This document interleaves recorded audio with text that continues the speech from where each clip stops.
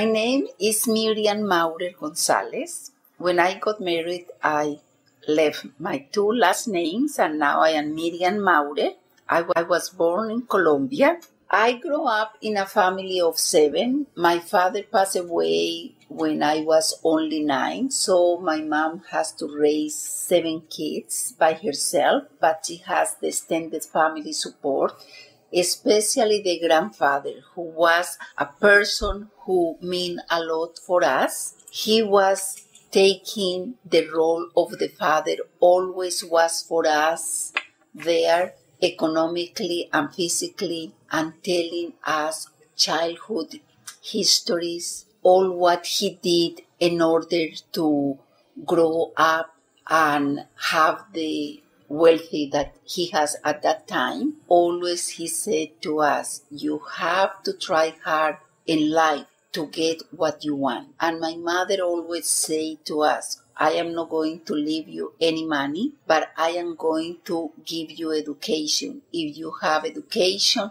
you have a big tool in life. And also not to get rich, but to help the others. So since very small, I was always trying to do something for the rest of the people who were less unfortunate than us.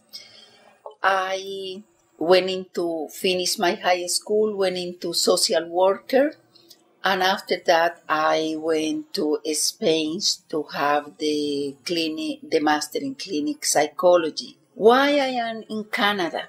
I was engaged to a fellow son that was from Switzerland, and he got a job in Vancouver. So he came to Vancouver and he fell in love with Vancouver. It was very similar to Switzerland. And he said, you have to come. When I decided to come to Canada, was a big change in my life. My family didn't agree. They were very disappointed that I was going to leave my position, my good life, and coming to Canada, knowing what I was going to face here, was a very difficult time for us, because at that time my husband had changed jobs. So economically we struggled. But when I came to Canada, one of the things that I have in my mind was I never going to look back all the luxury, all the comfort that I have in Colombia. I am going to look ahead, and I am going to try to do the best of my life in this country. It was very difficult. I didn't like English. The weather was something that at the beginning was very difficult to adjust it. I was coming from a place where the sun shines almost 24 hours a day. No friends, no family, no connections. The only thing that I have was my music and my husband.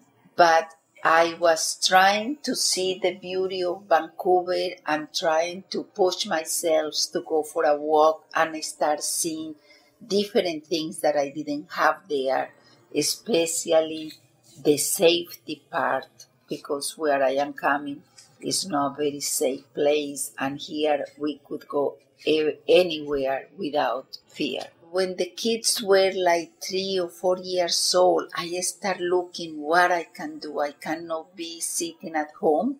We have very elite information about our rights and benefits in this country.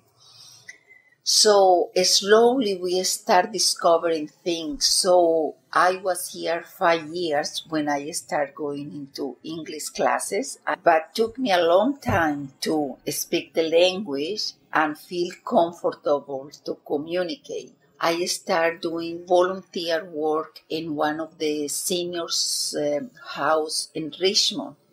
And I was doing the nails to the ladies because I couldn't communicate much, but I was fixing the hair, and I was start feeling that I was doing something.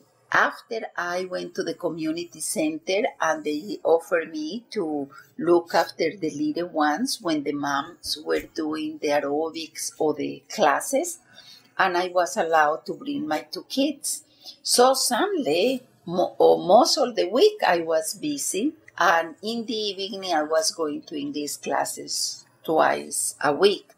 During this time, I was going back and forth to Colombia. Every 2 years, I was going to visit my family. The last time that I went, around 1977, I met one of the doctors that I was working with him before, and he was like a mentor for me. He said, you have to go back to the school full time. You have to learn the language properly and start doing what you were doing here. So I went to Douglas College, now Kwantlen College, and they referred me for a course that was designed for women. The object of the course was to train you to apply for a job in Canada. The supervisor spoke with Mosaic, and I did 1 month of volunteer work. I really liked the organization.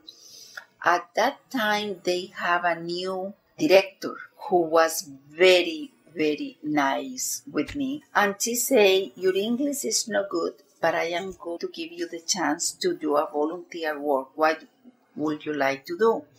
And during the months that I was there, I saw many new refugees from Chile, a lot of women from Chile, and a little bit from Central America. And I say, why we don't start a group for women? They can bring the children, and we find a teacher to teach them in English. So I started doing volunteer work for 6 months, and after 6 months, the director offered me part-time job. And I was really pleased because when I came to Canada, I didn't have any information. I didn't know that we have to have medical plan until I was pregnant. So I always wanted to do something for the new immigrants, to provide information and empower these new families so they can be more successful in Canada. And this is when I got the job in Mosaic. That was like my dream came true. So I worked in Mosaic for 17 years.